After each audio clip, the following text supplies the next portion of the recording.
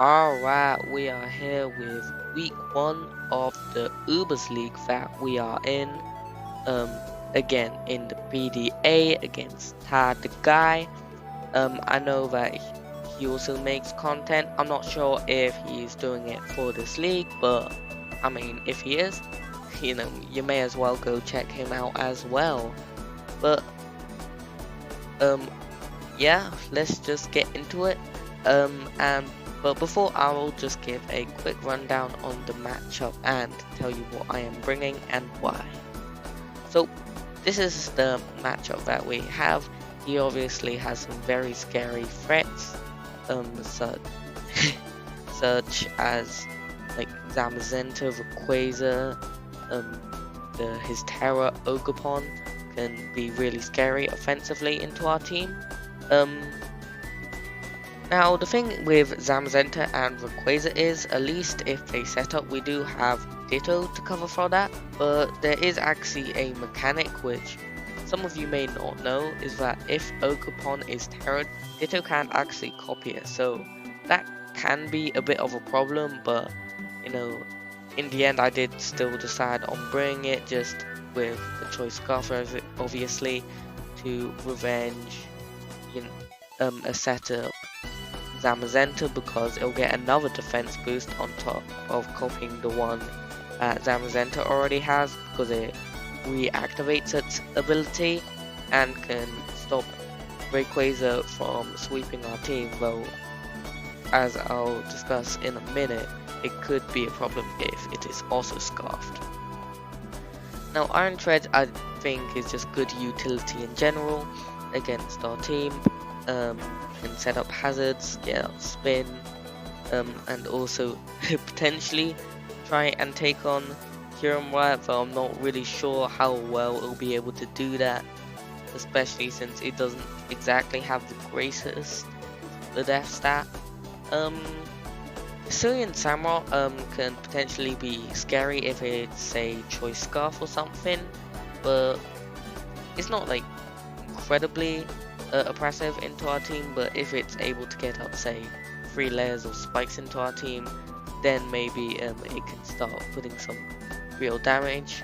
Now I have already discussed about Ogapon a bit, but it's still overall incredibly scary into our team just because of how much damage it does.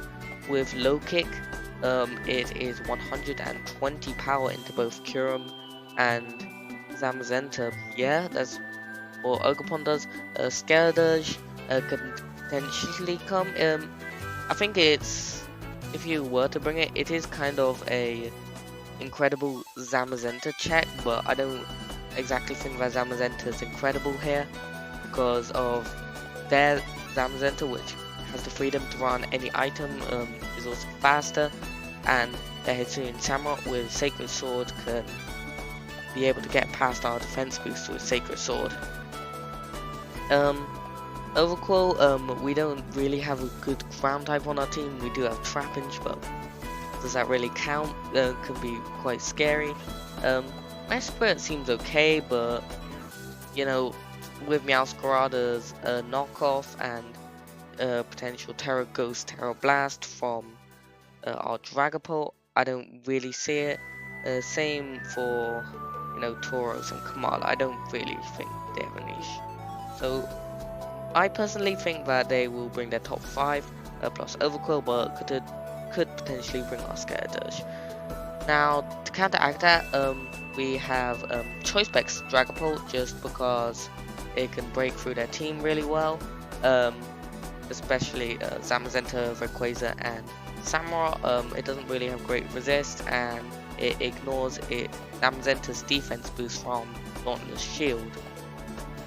We have Choice Scarf, Kyurem-white, not our first Choice Scarf on this team, just because to be able to outspeed the likes of Zamazenta and Ogapon, and if they are Scarf Samurai, will also be able to hit it super effectively with Freeze Dry, and they don't really have any Dragon Resists on this team. They do have Iron Treads, but I already told you its special defense stat is kind of fraudulent, and Earth Power will easily be able to one-shot it.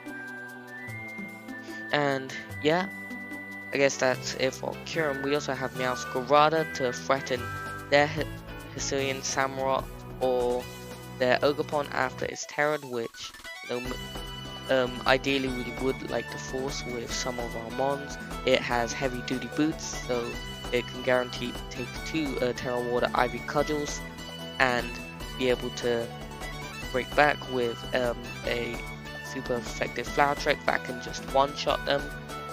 And if we take hazard damage, it will potentially change the roles of if Meowscarada can live that or not. Now we do also have Boots Scarm, just with Stealth Rocks, Body Press, Whirlwind and Roost, a defensive set just to try and stop some of their offense.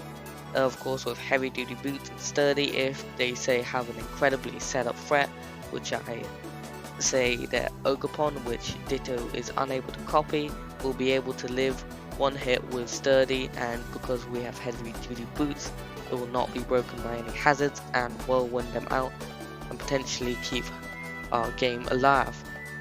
We have Tri-Scarf Ditto to be able to copy any of their setup threats, which I've discussed before. And finally we have Keldeo here for their Hisuian Samurott to be able to take all the moves from it, especially with 100 defense. We are actually able to check that pretty nicely, and we plan to lead to have it as a lead, because if they are Scarf, Scarf Secret Sword might be able to catch them off guard, also be able to do major damage to their Ogerpon because it's not hitting their boosted Spadef from their ability of Embody Aspect. Surf is just overall good coverage into their team, and Icy Wind is for their Rayquaza. Now it doesn't KO, but after rocks or if they've taken a Sacred Sword or Surf Keldeo, it should always be able to KO them. And finally we have Baton Pass just as a pivoting move to allow for more momentum, because Flip Turn doesn't really work in this matchup because of Ogerpon's Water Absorb. And yeah, with that, let's get into the battle properly. I've probably yapped a little too much, but yeah. So we lead Keldeo as we see them lead with an Overquill. I assume they want to set up spikes or toxic spikes. Now we do have a Glimmora, which I didn't really discuss in the in the team builder, but because I don't really think it does great here, but I think it's still something that they should consider. So I'm not really sure if they also brought it, but I would personally say their main priority will be spikes here. So yeah, we do lead this. Now I'm not really sure what to do here. Surf but the thing is that if they stay in, Surf will do a lot of damage, but we do see that they decide to go out into the Ogerpon here, and this is just a meme. So already off the bat, potentially have a bit of a problem, right? So now Keldeo is at extreme risk of just, being KO'd by a wood hammer or something. So we do decide to go out into our Meowscarada. So they do go for the Terror, so which means we are able to hit it super effectively and go for a knockoff here, knocking off our heavy duty boots, revealing it and getting a crit. Now this isn't incredibly great, but considering that they could have gone for an Ivy Cudgel or a wood hammer, it's not too bad in hindsight. Now we do see them switch back into their Overquill, and we do see that it is Rocky Helmet. Now at face value, this doesn't look like a great lead sequence, right? We've lost like half of our health on Meowscarada for just like a very minimal chip on their Overquill. Their Ogerpon has been able to Terror and immediately get that off, so it's not threatened to switch in against, say, a Freeze Strike Kyurem-white. They'll still take a lot of damage from it, but this isn't actually too bad of a position, as you'll see, because that U-turn puts this Overquill in guaranteed range if it's, say, max HP and not really SPDF investment just to drop to a Draco. Now this is the power of Kyurem-white. We just see it wipe this overcall clean of the game and suddenly things aren't looking too bad, right? So we switch Scam here and we can immediately see that it's banded and not just banded, jolly banded. Now in hindsight, I do think that I should have switched Dragon Ball here. I do decide to stay in and lose my Scam right here because I was scared that they could potentially bring a threat in and be able to catch myself out of position, but you know, if I'm gonna sack my Skarmory anyway, risking a potential switch on their side, it was probably just worth going for it because we could always sack Skarmory later. So we do see a bit of a blunder on my part, but it's not too bad because we are able to regain positioning with our Dragon Ball here. Now we do bring Keldeo back in, and here they go into their Terra Ogerpon Wellspring as we go for the Secret Sword and do a clean 59% knowing that another one will kill. Now here I don't think that they know that or Scarf, so we are just able to pick off another one and you know, obviously they kind of go freak out over the Scarf because they've just lost a very important one in the matchup here, but still it's nowhere near over as we just do lose another one as we decide to sack Meowscarada to their Rayquaza. Now they bring in their Iron Treads as we go Keldeo, and as they go for the Rayquaza because it obviously resists our dual stabs, but here we go for the Icy Wind. Now here I do make a questionable play, I'm gonna be honest, just to go for the Icy Wind again. I do think that I potentially could have been more aggressive, but I think I was just thinking, well, if they stay in, it's gonna be really bad. I could potentially lose a lot of momentum and progress there, but in hindsight, who would actually stay in there? I think it was just me trying to play it way too safe there and getting punished before as they switch their Scourge, knowing that I am Scarf now. And we do switch into our Kyurem here and able to take it decently well and just drop another Draco Meteor as I suspect that they will be unaware. Now 66 from what I'm assuming is a SPDF Scourge, still a lot of damage, you know, not HP that they'll be able to recover off with their with a slack off, so that's not bad. And we just do see that Kyurem-white still kind of insane here, I'm gonna be honest.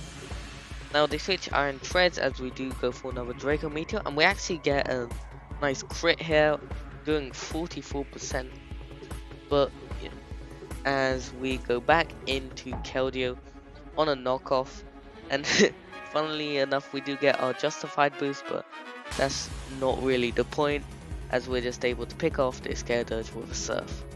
Now they do bring their Zamazenta back in, and I don't really have a clear switch into this. I could go Dragapult, but risking such a vital piece in this game, I don't really think it's worth it. I think it's, since we no longer have our Scarf, and I'm pretty sure that their Rayquaza is Scarf as well, I'm just happy to let it go down here. Now here we have Dragapult, just go for Terra Fairy. We should be able to two-shot this Iron Treads, but we see it's AV. Now this can be potentially a bit of a problem as now this suddenly isn't as clear of an end game as it was before. Now here I do decide to go for Kyurem-white. They could, I'm not now this all depends on their EV spread, but if they are more of a defensive Iron Treads, I should be able to always survive an Earthquake here, and I think um yeah, I'm not too upset with sacking it here because Dragapult and Ditto can put most of the time I think they should be able to uh win this end game, but it obviously depends on how well I'm able to position it. Now there is one problem, and that is that with my Ditto it's not ideal to copy the Iron Shreds because it does um bring in either their Rayquaza or Zamazenta, so that is obviously something that I do need to consider, but I do not need to worry about it actually, because they go for the Heavy Slam, which, as I said before, Low Kick does 120 damage to Kyurem, which is not great, but it also means that Heavy Slam is a lot weaker into us and we actually survive here, and we just revenge it with an Ice Beam. Now, um, yeah. I think Iron Head, Heavy Slam was obviously. I think here it would have maybe covering for Altera Fairy on Dragapult because I ran a quick calc after the game ended, and Iron Head would never kill with the particular easy set that they had, but Heavy Slam would. So I don't blame them going for that play, but unfortunately for them, it is just gonna let us um, get our Kyurem-white in and pretty much lock up the game here. Now they are also scarfed, so I am willing to risk a speed tie here, and I'm not sure if it is a speed tie or not here, but they obviously go for it and we win it.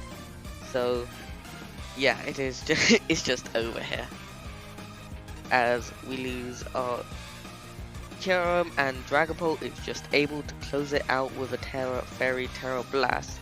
So we didn't even end up bringing out our Ditto in this game, but yeah, that's it for week one, I guess. I probably yapped on a lot and discussed a lot of stuff. Of course, the game didn't last very long because quite offensive teams and it being the Uber's format. But I hope that if anyone watched to the end, that you'll also watch me next week. And as all YouTubers have to say, apparently, like and subscribe. Why not, eh? And yeah, this is where I am going to end this video, and hope to see you next week.